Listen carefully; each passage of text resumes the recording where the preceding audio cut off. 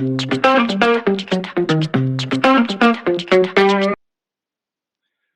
all, this is Daniel from Microsoft Teams device support, and I'm trying to show you some ideas how to troubleshoot Windows MTR devices when you're having issues with your MTR Windows Autopilot deployments. So let's start. What is important to understand is how to identify at which point of your deployment process you are running into an issue. And basically in this Windows MTR Autopilot process, we have about 3 stages. So the first stage is the Autopilot process itself, the device booting up, getting the Autopilot assignment and running into the Autopilot deployment profile. The second part is deploying the Windows MTR provisioning tool to the device, installing all the necessary things on the device. And the third part is booting up the device, running into the MTR Windows app and signing in to a Microsoft 365 account. This is basically the overview what's happening on the autopilot process in, let's say, simple steps. Let's start with stage 1. So the first stage is when the device is booting up, it should look up when it has an internet connection if there is an autopilot profile for the MTR device.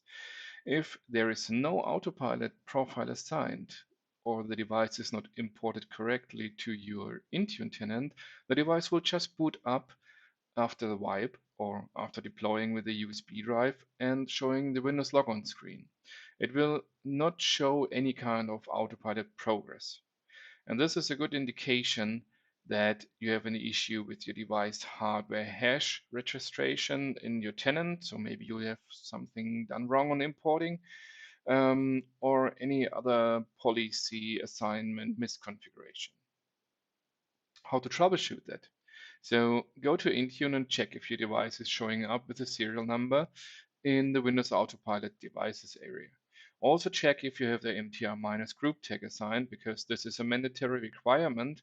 The group tag needs to start with the MTR-, and if you have followed our deployment process, these devices will then be added to a dynamic group, and this is the group you're using for assigning the autopilot profile. So check your Intune settings and check if everything is assigned correctly. If it's correct, it should show similar to the screenshot I shared here below. You see the serial number, you see the group tag, and you see a profile status, which means there is an autopilot profile assigned correctly. If you have configured everything correctly from the first stage, then the device should run into some kind of autopilot process. So you see some example screenshots here, how it looks like when the device is going through an autopilot process.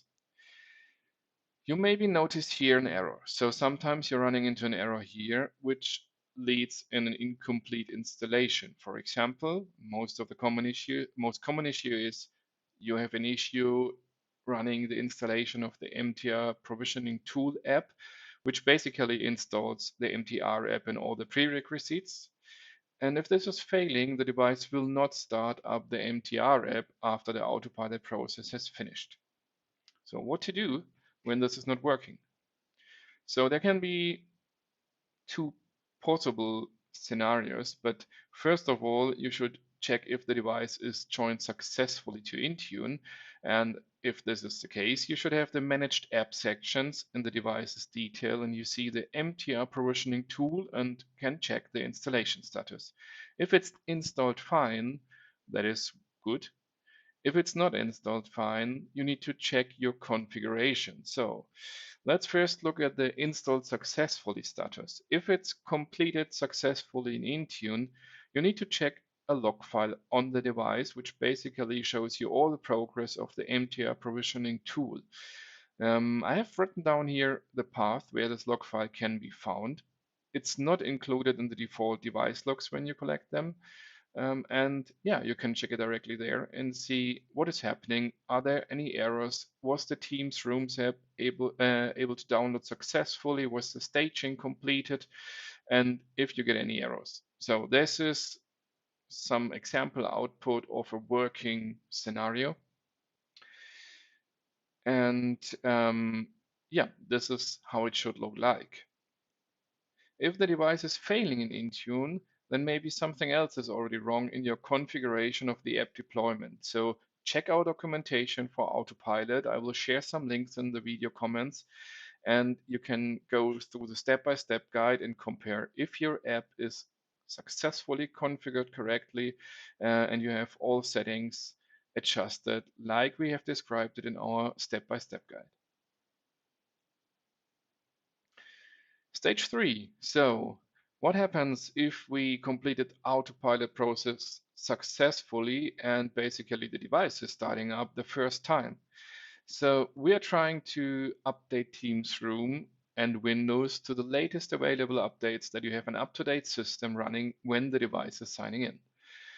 First of all, be patient here. So this will take some time. It can take up to a few hours depending on your machine's speed, so the MTR hardware speed, and depending also on the update status of the image you're using for the device. If it's showing this progress for more than a few hours, then it's possibly stuck. So what can you do? You can get the logs from the device locally and check the service portal agent log. So how collecting the log files is quite easy. We have also a document I will share in the device in the video notes, sorry. And we can then easily check this log file if we see any errors like exceptions or something else in the OOBE manager part. For example, in the log file here, we had an invalid operation exception causing the agent to stop and not proceed anymore.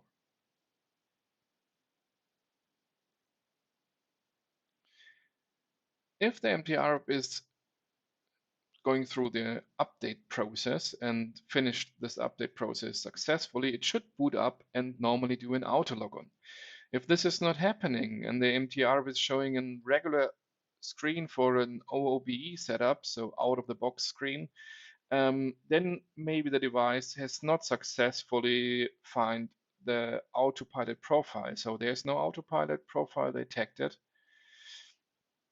And you should check your configuration in Intune for the autopilot process, because this OTP screen should not show when you have a valid autopilot deployment. This is how it should look like when you have an autopilot profile detected.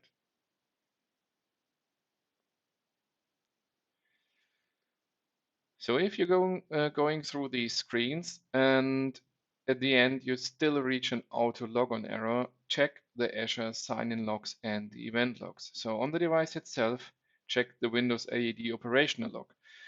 It's a very good starting point for troubleshooting any sign-in issues to MTR devices, because here you can get some information. Has the device tried to get a token from the broker? Has it reached our login services, or is something failing here? And this is the screenshot here, for example, when the device was not able to reach the necessary endpoints because the server or the proxy was not reachable. So this is an indication for a network error, for example. So check your networking if the connection is allowed. If this is working and the connection is successfully established, you should see some entries in the Azure sign-in logs, the interactive ones and the non-interactive ones, for authentication failures. So check them for authentication failures and see if anything was blocked, for example, with conditional access requirements.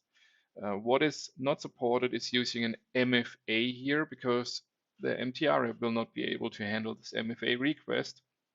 So conditional access requirements needs to be checked. So we have a document explaining exactly which settings we allow, which settings we support. So you need to compare it with your configuration. If you have any unsupported conditional access configuration and you need to fix it, to make the MTR sign in.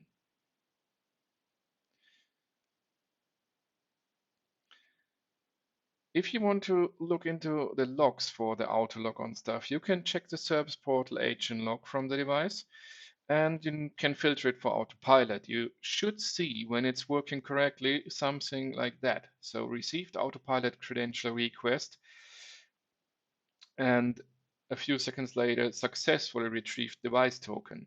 If this is working fine, you have a good chance to reach the happy ending screen, which in fact means the device is signed in successfully.